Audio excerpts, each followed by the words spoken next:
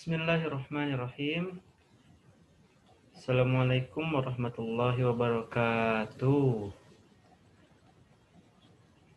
Salam sejahtera untuk kita semua. Semoga yang menonton video ini selalu Allah berikan nikmat kesehatan dan mendapatkan ilmu yang bermanfaat dunia akhirat. Amin ya Allah ya Rabbal alamin. Nah, anak-anak, apa kabar kalian hari ini? Apakah kalian sehat? Alhamdulillah ya. Mudah-mudahan yang sehat semoga selalu sehat dan yang sakit semoga disembuhkan oleh Allah Subhanahu wa taala. Nah, pada kesempatan kali ini mari kita hadirkan niat untuk mencari ridho Allah Subhanahu wa taala dalam kegiatan pembelajaran PAI kelas 10. Mari kita mulai dengan membaca doa bersama-sama. Bismillahirrahmanirrahim. Allahumma salli wa sallim ala sayyidina Muhammadin wa ala ali sayyidina Muhammadin miftahi babi rahmatillah adada ma fi ilmillah salatan wa salaman daimaini bidawami mulkillah. Amin ya Allah ya Rabbal alamin. Nah, anak-anak, alhamdulillah pada pertemuan sekarang mari kita belajar bersama-sama terkait aspek Al-Quran dengan tema meraih kedamaian dengan mujahadah an-nafs, husnuzan, dan ukhuwah. Siap? Bismillahirrahmanirrahim. Nah, identitas UKBM 6 ini yaitu kita berada di mata pelajaran Pendidikan Agama Islam dan Budi Pekerti semester 1 dengan kompetensi dasar 3.1 dan 4.1. Alokasi waktu 1 jam pelajaran yaitu selama 45 menit untuk video ini. Lalu materi pokok kita membahas meraih kedamaian dengan mujahadah an-nafs, husnuzon, dan ukhuwah. Nah, kompetensi dasarnya di 3.1 kita menganalisis Quran Surat Al-Hujurat ayat 12 serta hadis tentang kontrol diri, mujahadah an-nafs, dan prasangka baik dalam video ini. Kemudian 3.1.1 menganalisis Quran Surat Al-Hujurat ayat 12 serta hadis terkait tentang kontrol diri, mujahadah an-nafs, dan juga prasangka baik atau husnuzon. Untuk 3.1.2-nya yaitu menjelaskan makna isi Quran Surat Al-Hujurat ayat 12 tentang kontrol diri dan prasangka baik dengan menggunakan IT. Lalu di kompetensi dasar 4.1.1 kita akan membaca Quran Surat Al-Hujurat ayat 12 dan ayat 10 sesuai dengan kaidah tajwid dan makharijul huruf.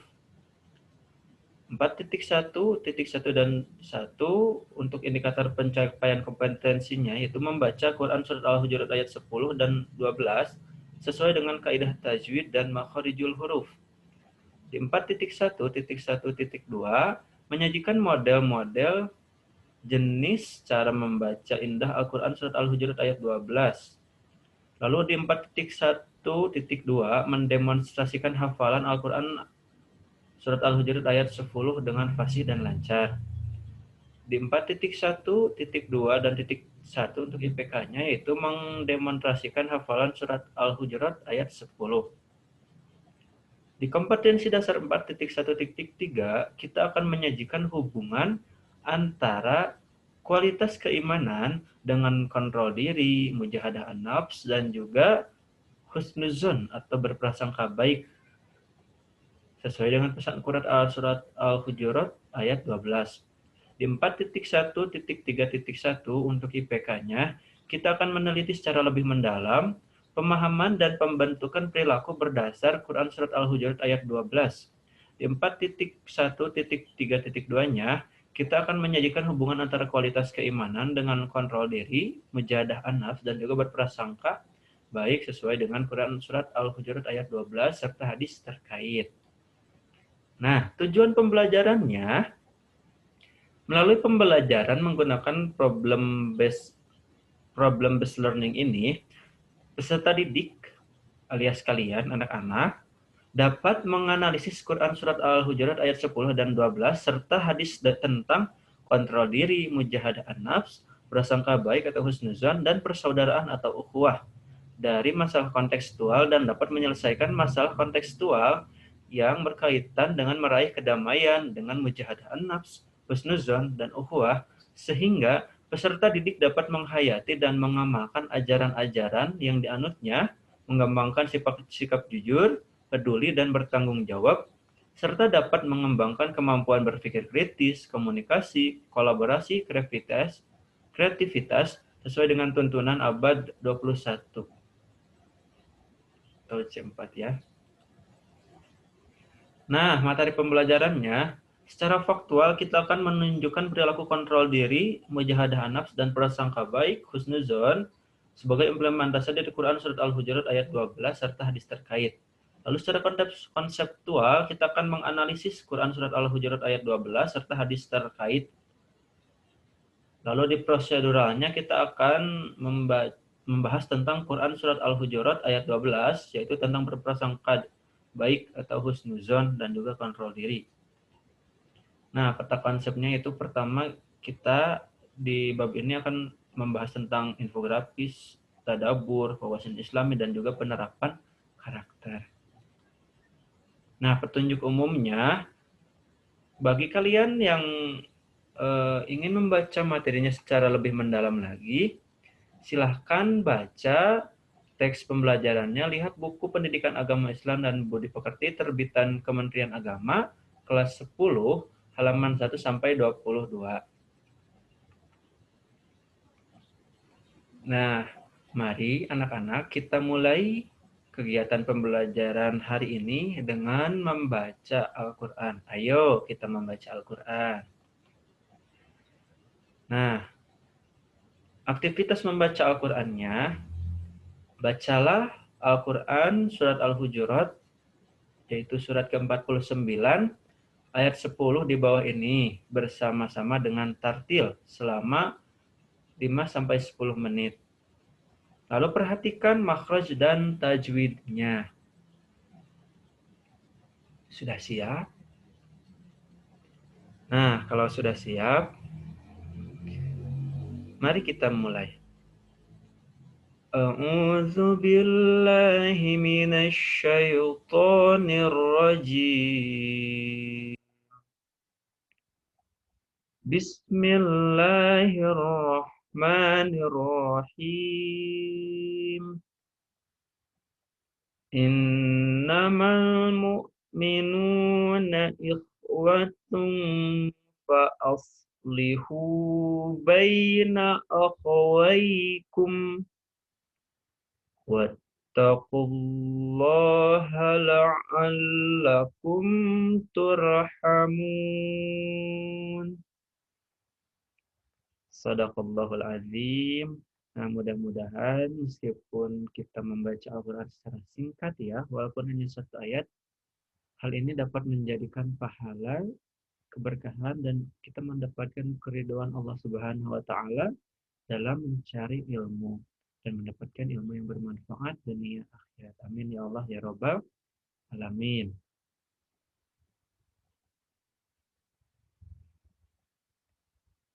Mari kita lanjut.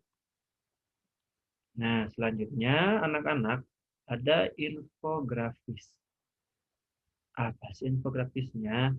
Nah, yaitu di sini saya harus bisa membaca Quran Surat Al-Hujurat ayat 12 sesuai kaidah tajwid dan makhrijul huruf. Dan hadis terkait. Lalu saya harus bisa menghafal Quran Surat Al-Hujurat ayat 12 dengan fasih dan lancar dan hadis terkait. Dan saya harus sesuai dengan Quran Surat Al-Hujurat ayat 12, yaitu menerapkan sikap mujahadah an-nafs. Apa itu mujahadah an-nafs? Kontrol diri dan juga husnuzon atau berprasangka baik. Lanjut. Nah, selanjutnya ada tadabbur. Di tadabbur, aktivitas 1.1, amatilah oleh kalian ya anak-anak gambar di bawah ini. Lalu sebutkan pesan moral terkait tema meraih kedamaian dengan mujahadah an-nafs, husnuzan dan ukhuwah. Pertama, coba lihat di gambar yang satu ini, gambar ke satu. Coba kalian komen ya, komentar di kolom komentar atau di kolom chat. Gambar satu ini tentang apa sih? Ya, tentang apa coba? Nah, ya, betul. Gambar satu ini tentang ukhuwah atau persaudaraan. Kita sesama muslim, baik yang itu di peci ya atau yang enggak di peci, itu sama-sama muslim kan? Sesama-sama pengikut Rasulullah.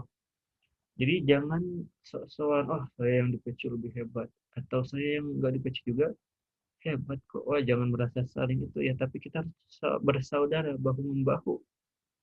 Saling bersalaman, damai ya. Husnuzon aja. Siapa tahu meskipun di kopea atau di peci ataupun enggak di peci, sama-sama rajin beribadahnya. Kita harus berhusnuzon. Itu digambar ke satu.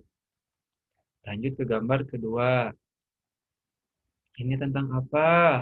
Coba komentar di kolom chat atau di kolom komentar. Tentang apa gambar yang kedua ini?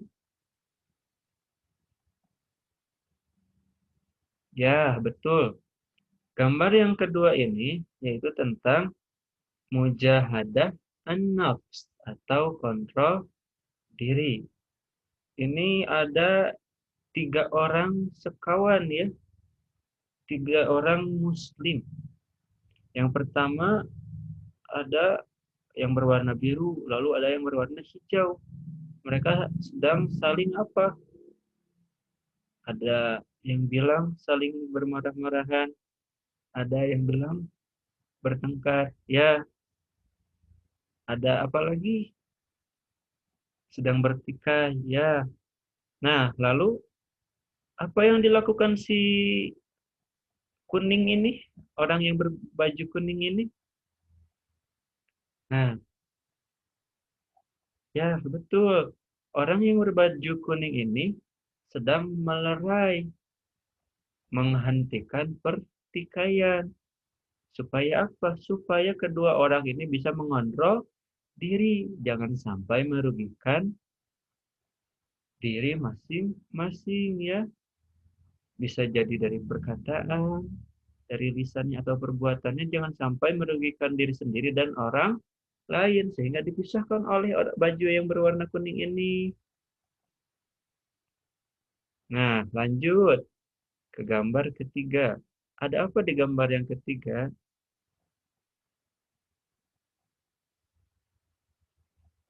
Nah, ada seorang siswi ya yang sedang membaca buku sambil tersenyum.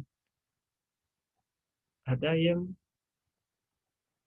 sambil duduk juga ya, sambil duduk membaca bukunya. Ini di mana di perpus? Coba kalau di perpus kontrol diri ya, jangan sampai mengganggu pembaca yang lainnya.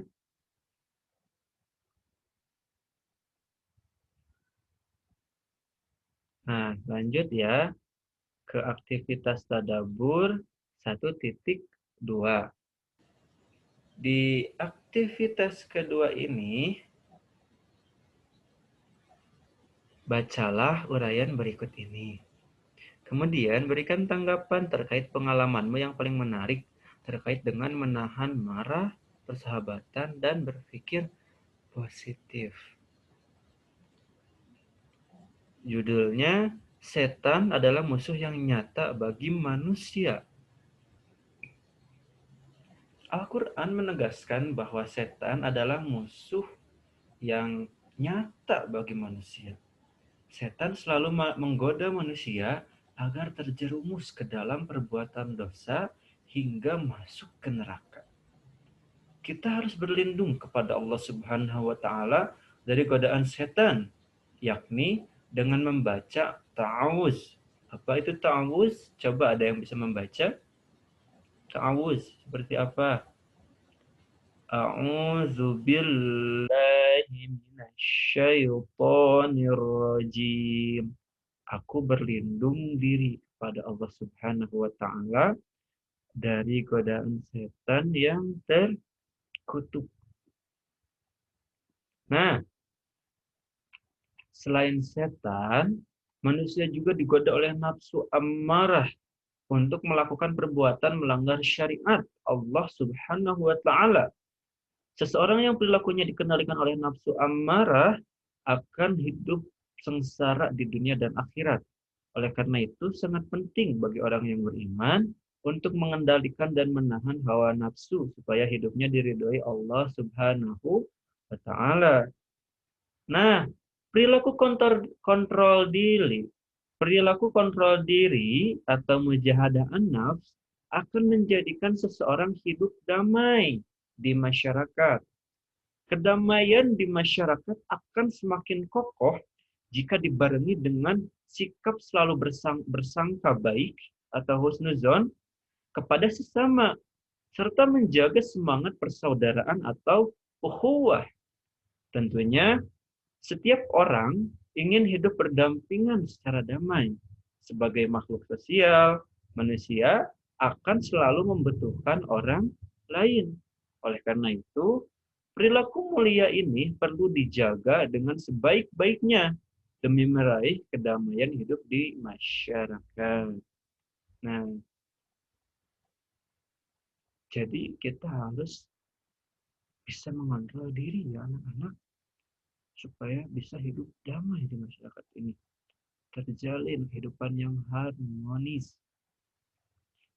Lanjut. Alhamdulillah kita telah melewati aktivitas ketiga. Selanjutnya kita akan melakukan kegiatan belajar 1. Bismillahirrahmanirrahim. Are you ready, guys? Nah, di UKBM 6, kegiatan belajar 1 ini, kita akan membahas Quran Surat Al-Hujurat ayat 12 tentang berprasangka baik atau husnuzon. Mari kita baca bersama-sama. A'udzu billahi minasy syaithanir rajim. Bismillahirrahmanirrahim. Ya ayyuhalladzina amanu jtanibu katsiran minadh-dhanni Ya ayyuhalladzina amanu jtanibu katsiran minadh-dhanni Inna ba'dadh-dhanni ismu wa la tajassasu wa la yaghtab ba'dukum ba'dha ayuhibbu ahadukum an ya'kula lahma akhihi maytan fakarihtumuh Wattaqullah innallaha tawwabur rahim. Shadaqallahul azim. Nah, lanjut. Mari kita identifikasi hukum bacaan tajwid di Al-Quran Surat Al-Hujurat ayat 12. Yang pertama, alladzina. Nah, di sini ada huruf apa? Huruf za. Di bawah huruf za ada apa? Ada kasrah. Setelah huruf za ada ya di mati atau disukun. Hukum bacaannya apa? mad tabi'i. Kenapa disebut mad tabi'i? Karena harakat kasroh yang ini ya diikuti ya sukun. Itu disebut mad tabi'i. Lalu yang kedua, amanujtanibu. Ada yang memantul bacaannya di sini. Disebutnya hukum bacaannya apa? Qalqalah sughra. Alasannya kenapa? Karena ada huruf jim berharokat sukun di sini ya. Ada yang memantul, tapi sedikit memantulnya. Amanujtanibu. Ada pantulan sedikit ya. Amanujtanibu. Itu qalqalah sughra. Lalu yang ketiga, ismu wala. Hukum bacaannya apa? Idgham bil gunnah. Kenapa disebut idgham bil gunnah? Karena ada huruf mim yang berharokat dhammah tanwin bertemu dengan waw. Bertemu dengan huruf waw. Jadi kalau ada mim di tanwin bertemu dengan waw di depannya, maka hukum bacaannya idgham bil gunnah. Paham anak-anak? Alhamdulillah. Mari kita lanjut. Yang keempat, ba'dukum ba'do. Apa ini hukumnya? Ikhfa syafawi. Kenapa disebut ikhfa syafawi? Karena ada huruf mim yang disukun bertemu dengan huruf ba. Nah, huruf dari ikhfa syafawi ada berapa? Ada satu, ya hanya satu, yaitu ba. Jadi kalau ada mim sukun bertemu ba, itu satu-satunya hukum, yaitu hukum ikhfa syafawi, hukum bacaannya. Lanjut. Yang kelima, ada ba'don. Ba'do. Ini hukum bacaannya mad iwad. Kenapa disebut mad iwad? Karena ada fathah tanwin yang terletak pada waqaf. Di sini ada fathah tanwin, lalu setelahnya ada alif. Jadi tanwinnya gak dibaca, dibacanya jadi panjang. Ba'do. Ba'do. Seperti itu, mad iwad hukumnya. Lalu yang terakhir, tawwabur rahim. Nah, seperti tadi ya, kalau ada tan bertemu dengan ro, apa hukumnya? Hukumnya idgham bil gunnah. Nah, betul. Idgham bi gunnah. Kenapa disebut idgham bi gunnah?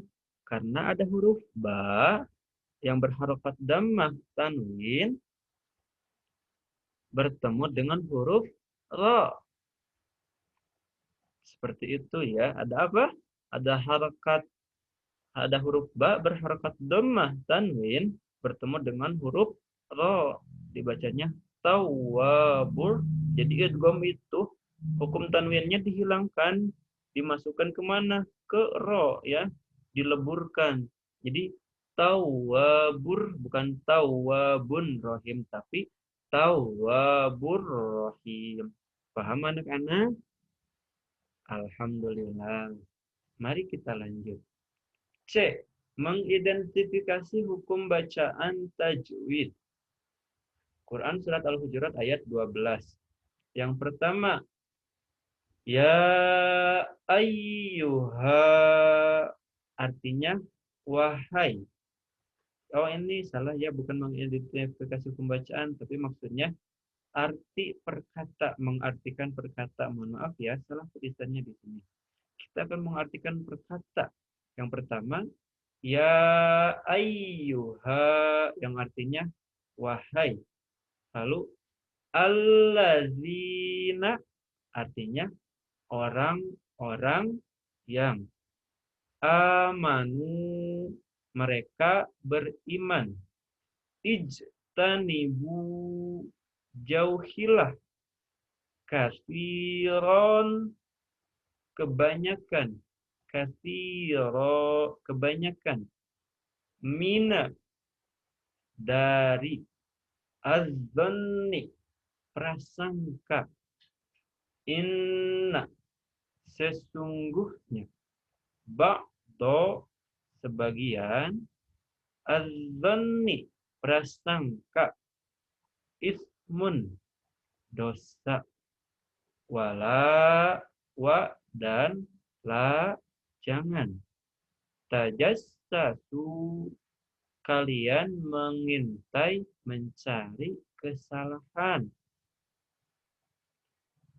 wa, dan la, jangan, yaghtab, mengumpat, ba'dukum, sebagian kalian, ba'do, sebagian,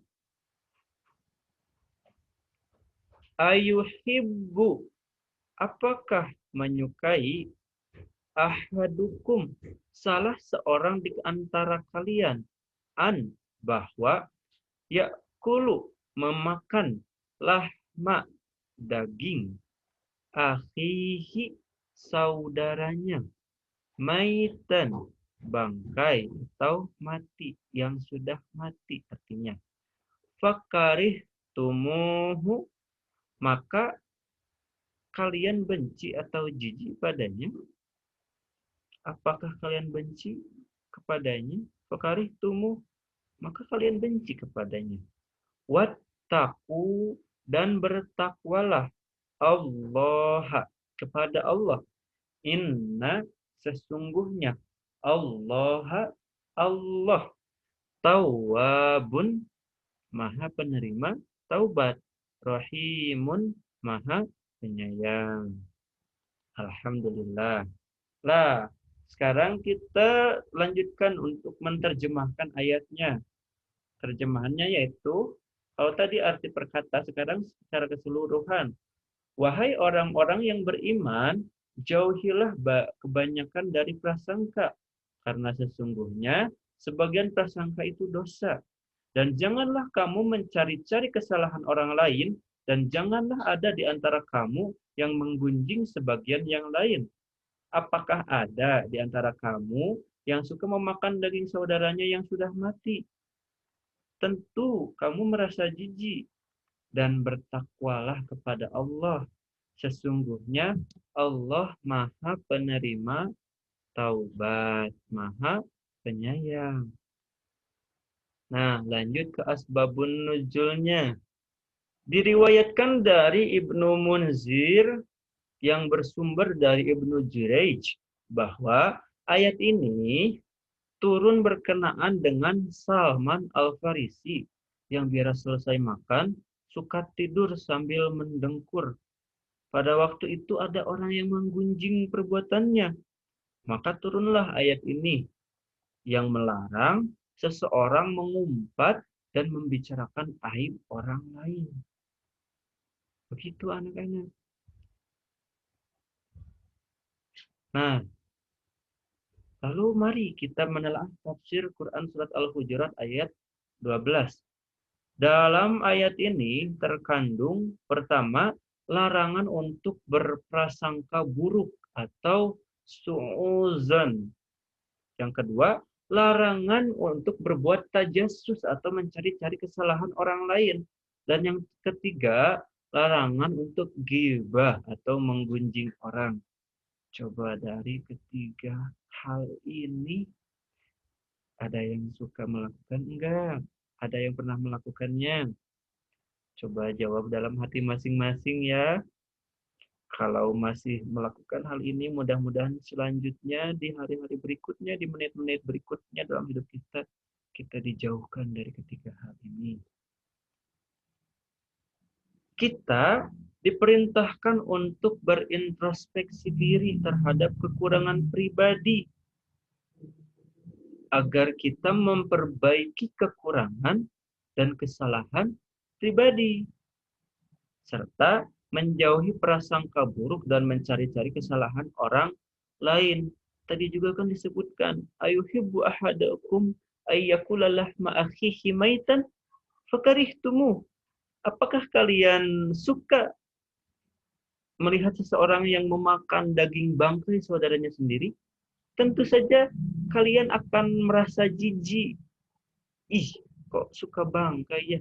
Padahal daging masih banyak yang segar-segar, yang masih bisa dimasak dengan cara sembelihan yang benar. Kok ini suka bangkai? Bangkai sudah busuk padahal kalian saja sudah jijik kan kalau melihat orang yang memakan bangkai. Nah, orang yang suka suuzon, mencari kesalahan-kesalahan orang lain, itu sama saja orang pemakan bangkai. Nauzubillahi min dzalik. Perhatikan sabda Nabi Muhammad sallallahu alaihi wasallam berikut ini. Bismillahirrahmanirrahim. Anil a'raji qala. Qala Abu Hurairah ya'turu 'anin Nabi sallallahu alaihi wasallam qala iyyakum wa dhanna fa inna dhanna akdzabul hadits wa la tajassasu wa la tabaghadu wa kunu ikhwana. Rawahul Bukhari.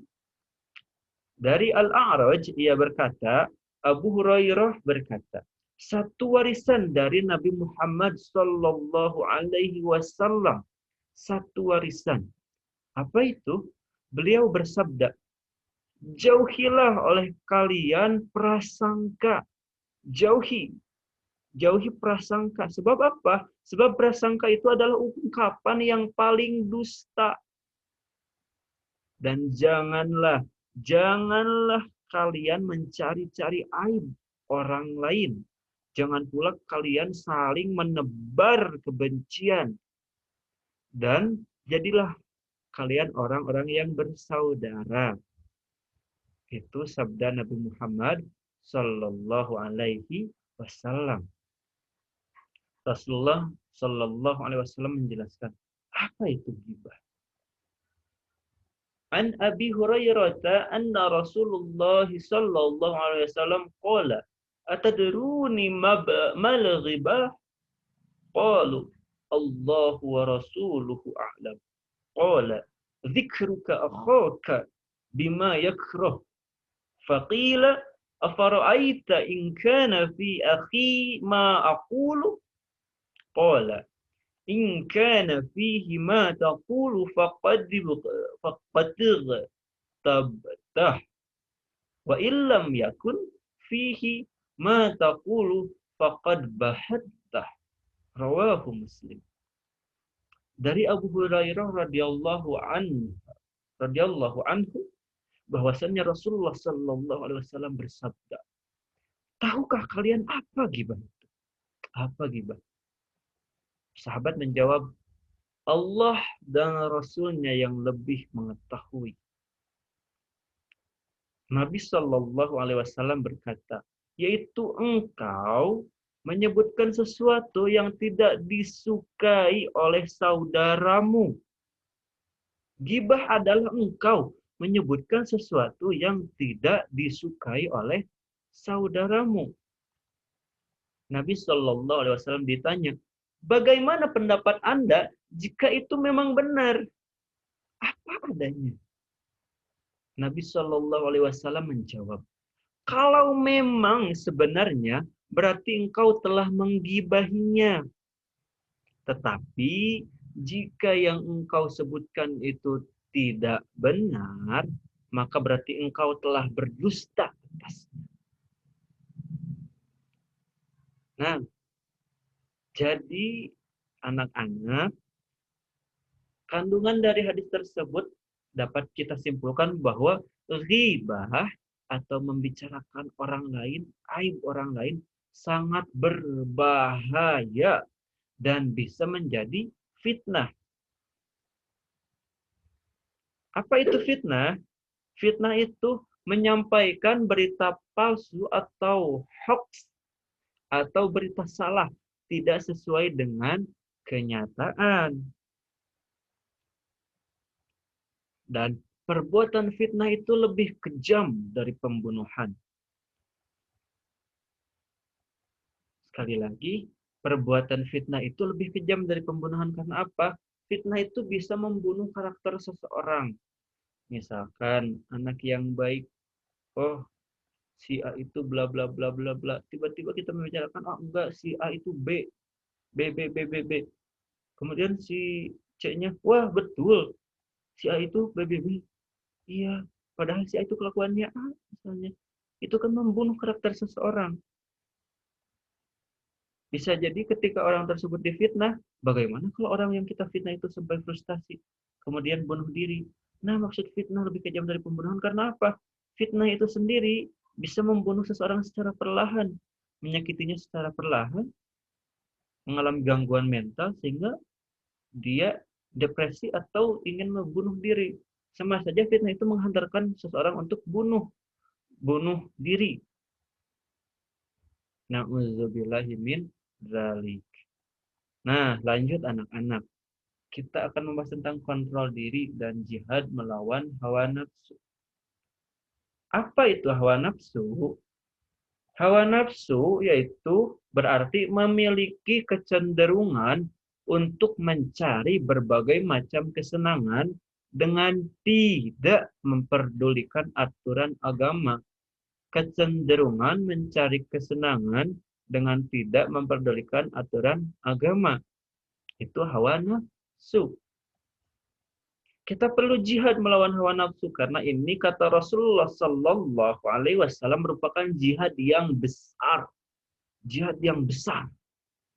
Jadi ketika Rasulullah Sallallahu Alaihi Wasallam bersama para sahabat selesai perang Badar, Rasulullah berkata, wahai para sahabat, sesungguhnya setelah perang Badar ini kita akan mengalami atau melewati jihad yang sangat besar. Wah, kok bisa seperti itu ya Rasul? Padahal apakah jihad dalam perang Badar ini tidak begitu besar ya Rasul? Begitu banyak korban dalam peperangan ini. Apakah ini bukan jihad yang sangat besar? Oh, tentu saja bukan, kata Rasul. Jihad yang sangat besar itu yaitu jihad melawan hawa nafsu. Jihad melawan hawa nafsu. Kenapa? Hawa nafsu berada dalam diri kita sendiri. Sehingga sulit untuk menaklukkan diri sendiri. Kalau bukan diri kita yang menaklukkannya. Sehingga jihad melawan hawa nafsu itu disebut dengan jihad yang besar. Lanjut. Mengapa demikian? Jihad versus nafsu itu jihad melawan keinginan terhadap hal-hal yang menimbulkan keburukan, hal-hal yang buruk dan menimbulkan bahaya bagi kemanusiaan. Bukankah menghindari sesuatu yang lebih kita senangi jauh lebih berat daripada menghindari sesuatu yang lebih kita benci? Misalnya kita menyukai si A, tapi ternyata jatuhnya si B. Lalu kita ngotot pengen si A, padahal jatuhnya si B. Itu kan berat ya, saudara-saudara. Berat ya anak-anak. Kita menyukai A, tapi harus kita jauhi.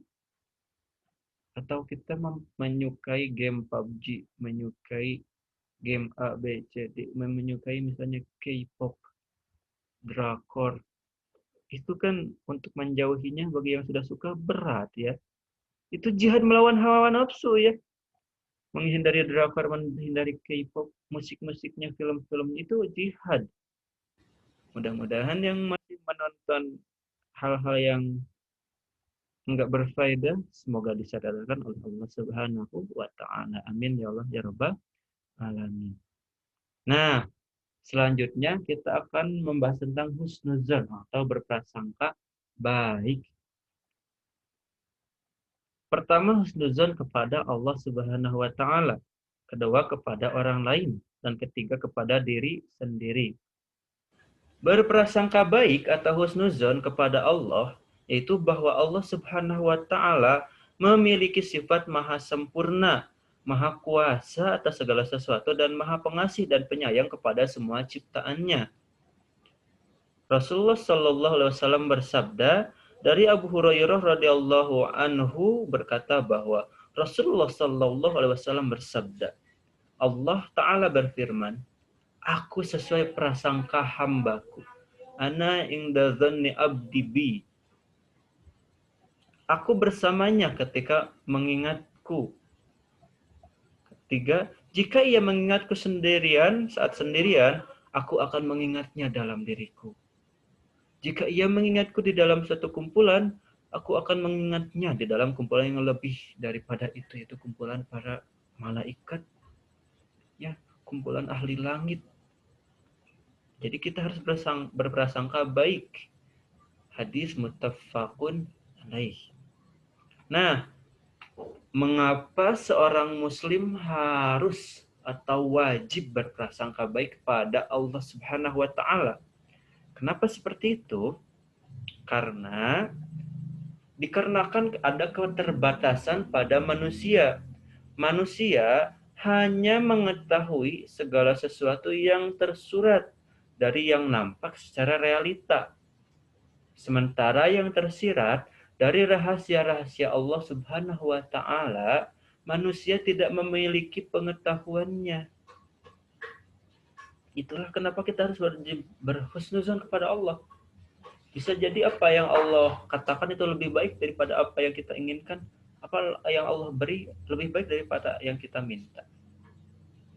Perwujudan husnuzon kepada Allah. Husnuzon dalam bertakwa kepada Allah, dalam berdoa, dan dalam berikhtiar maupun bertawakal. Pertama, ketika bertakwa kepada Allah, meyakini bahwa semua perintah Allah Subhanahu wa taala adalah untuk kebaikan manusia itu sendiri. Dan meyakini bahwa semua larangannya pasti akan berakibat buruk apabila dilanggar. B. Husnuzon dalam berdoa. Kita harus yakin bahwa doa kita akan dikabulkan oleh Allah Subhanahu wa taala. Namun ingat, bila belum dikabulkan, maka ia akan berpikir inilah yang terbaik. Ini yang terbaik dari Allah. Lalu akan menerima dengan penuh keikhlasan. Penuh keikhlasan. Lalu ketiga, husnuzon dalam berikhtiar dan bertakwa. Dalam bertawakal. Dalam berikhtiar harus selalu digandengkan dengan sikap tawakal, yaitu menyerahkan hasil ikhtiar hanya kepada Allah semata. Lalu ketika ikhtiarnya berhasil, maka ia akan bersyukur. Kita harus bersyukur. Lalu ketika gagal, kita harus bersabar dengan tidak berputus asa. Itu husnuzon dalam berikhtiar dan bertawakal kepada Allah. Lanjut. Kedua, ada husnuzon kepada orang lain. Maksudnya bagaimana? Yaitu seluruh ucapan, pertama seluruh ucapan, kedua sikap, dan ketiga perbuatan yang dilakukan oleh seseorang akan diterima apa adanya, tanpa diiringi oleh prasangka atau dugaan-dugaan yang bersifat negatif. Rasulullah Shallallahu Alaihi Wasallam bersabda, An Abi Hurairah radhiyallahu anhu qala Rasulullah Shallallahu Alaihi Wasallam, al-muslimu man salimal muslimuna min lisanihi wa yadihi. Rawahu Tirmizi. Dari Abu Hurairah, dia berkata, Rasulullah Sallallahu Alaihi Wasallam bersabda, seorang muslim yang sejati adalah orang yang dengan muslim lainnya selamat dari bahaya lisan dan juga bahaya tangannya. Jadi, ucapan kepada orang lain, terutama muslim, harus lemah lembut dan tidak mengandung kebohongan. Kemudian, guna menghindari buruk sangka terhadap seseorang, Islam mengajarkan untuk bertabayun atau klarifikasi bila mendapat informasi negatif tentang seseorang. Coba klarifikasi ke orangnya. Jangan mudah terprovokasi atau terhasut omongan orang lain. Dan ketiga, Islam sangat melarang umatnya untuk secara gegabah mempercayai apabila merespon negatif, apalagi merespon negatif sebuah informasi tanpa melakukan pengecekan terlebih dahulu. Kalau ada informasi harus cek recheck, siapa tahu itu hoax, siapa tahu itu fitnah, siapa itu tahu itu tidak benar. Seperti itu. Lalu husnuzon kepada diri sendiri. Maksudnya apa? Kita menyadari bahwa setiap manusia memiliki kelebihan dan juga kekurangan. Nah, Kita harus senantiasa mensyukuri apapun yang sudah diberikan oleh Allah Subhanahu wa taala kepada kita dan tidak perlu merasa rendah diri di hadapan orang lain. Yakin kita itu makhluk yang diberikan kelebihan oleh Allah. Meskipun ada kekurangan, kita harus percaya diri dengan apa yang Allah lebihkan. Siapa tahu di balik kekurangan ada kelebihan itu sendiri. Kemudian, kekurangan yang dimiliki itulah kelebihan yang dimilikinya. Bisa jadi seperti itu. Orang lain bisa A, kalian bisa B. Siapa tahu orang lain pengen tuh bisa B. Sementara kalian bisa A. Karena terkadang rumput tetangga itu lebih enak kelihatannya. Seperti itu ya. Kita harus berusaha untuk memperbaikinya dan menjadikannya sebagai sebuah kekuatan. Itulah husnuzon kepada diri sendiri. Nah, lanjut ke hikmah ya. Hikmah itu ada di mana di roadmap-nya? Hikmah itu ada di belokan ke 1, 2, 3. Nah, hikmah ya. Setelah menerima wahyu yang, bukan yang ini. Hikmah perilaku kontrol diri atau mujahadah. Maaf tadi salah slide ya. Nah, yang pertama hikmah mujahadah an-nafs yaitu meningkatnya sifat sabar dengan tidak cepat memberikan reaksi terhadap permasalahan yang timbul, nggak mudah marah. Lalu kedua, dapat mencegah perilaku buruk atau negatif dari seseorang. Ketiga, mendapatkan penilaian yang positif dari lingkungan karena kita sabar ya, kata orang-orang itu. Masya Allah, orang-orang jadi kagum. Orang-orang jadi senang terhadap kita karena kita sabar orangnya, nggak mudah marah. Lalu yang terakhir, terbinanya hubungan baik dalam berinteraksi sosial dengan sesama. Nah, hikmah perilaku berprasangka baik atau husnuzon. Pertama, senantiasa bersikap optimis dalam menghadapi kehidupan. Harus optimis ya dalam menghadapi kehidupan ini. Kedua, terbentuknya sifat percaya diri dalam diri seseorang. Saya bisa. Saya bisa, pasti bisa.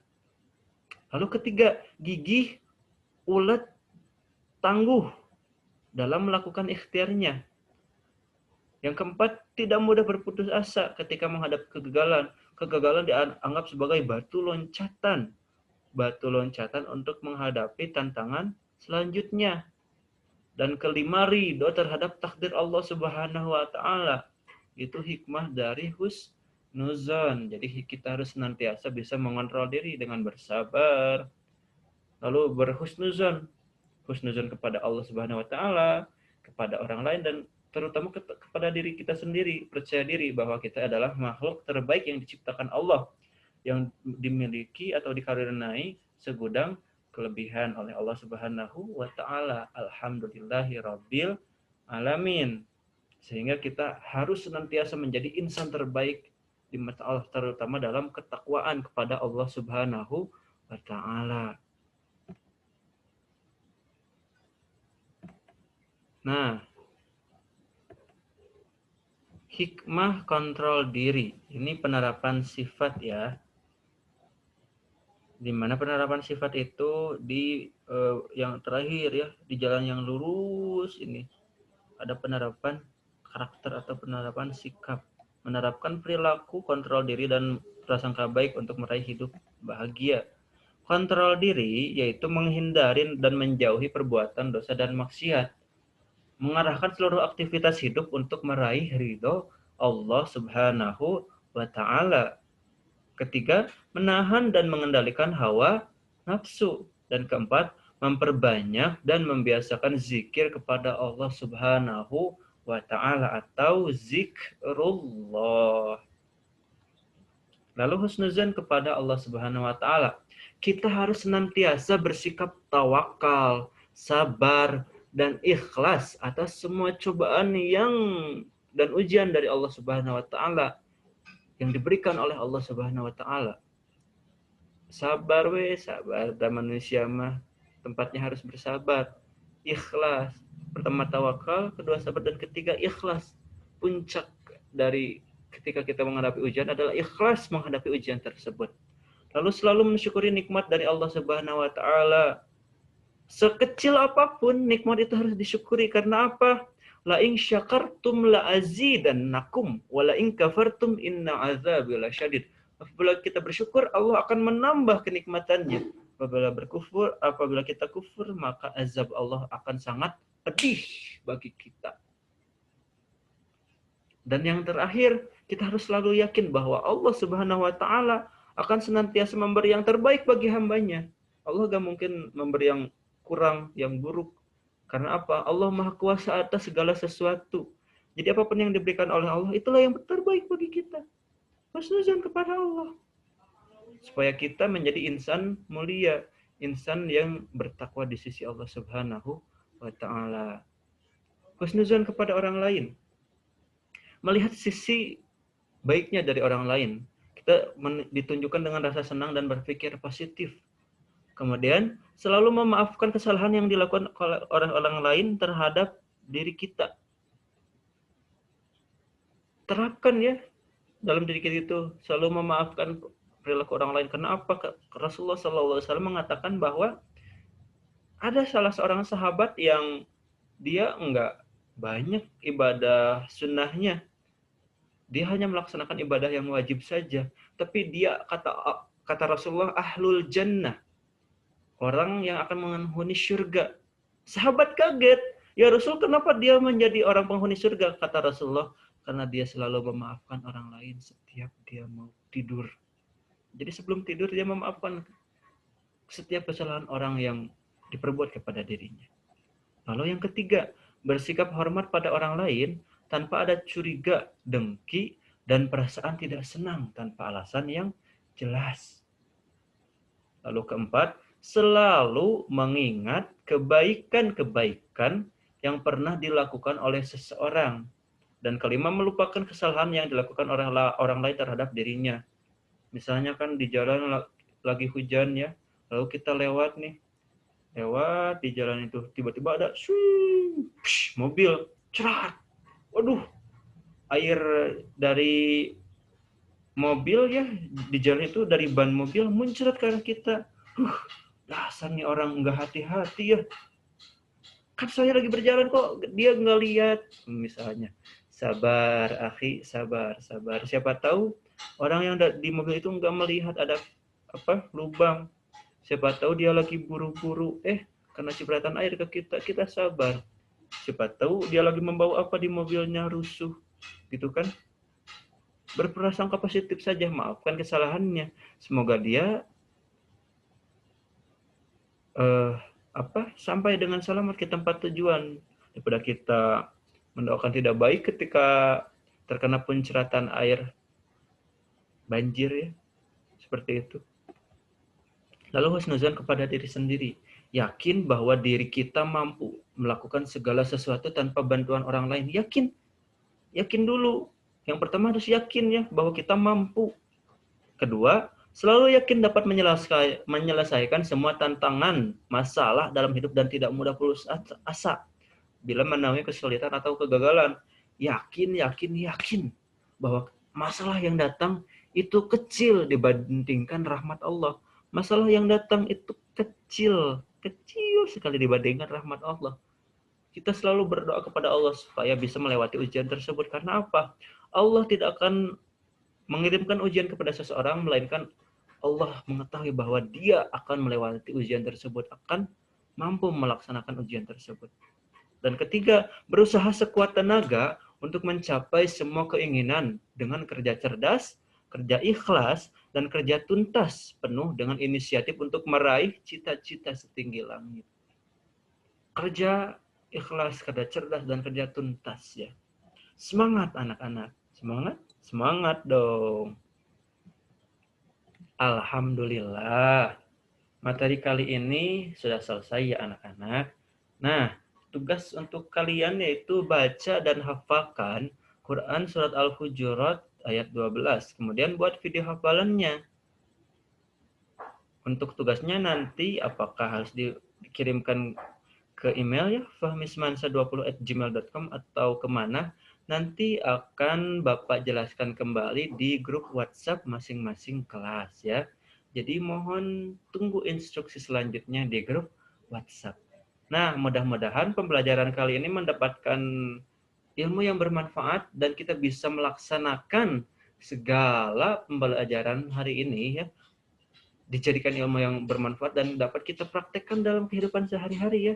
Kita harus bisa mengontrol diri, harus berhusnuzon kepada Allah, kepada orang lain dan kepada diri sendiri ya, supaya kita menjadi makhluk yang bertakwa, yang makhluk terbaik di sisi Allah Subhanahu wa taala.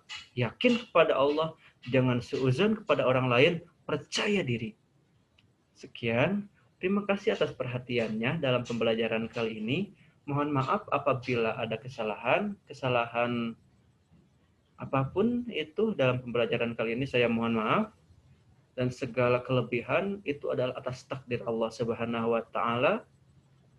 Semoga kita selalu dalam lindungan dan ridha Allah Subhanahu wa taala. Terima kasih bagi semuanya yang telah menonton video ini, yang telah hadir dalam Zoom kali ini, atau yang menonton di channel YouTube. Sekian dari saya. Semangat terus belajarnya. Assalamualaikum warahmatullahi wabarakatuh.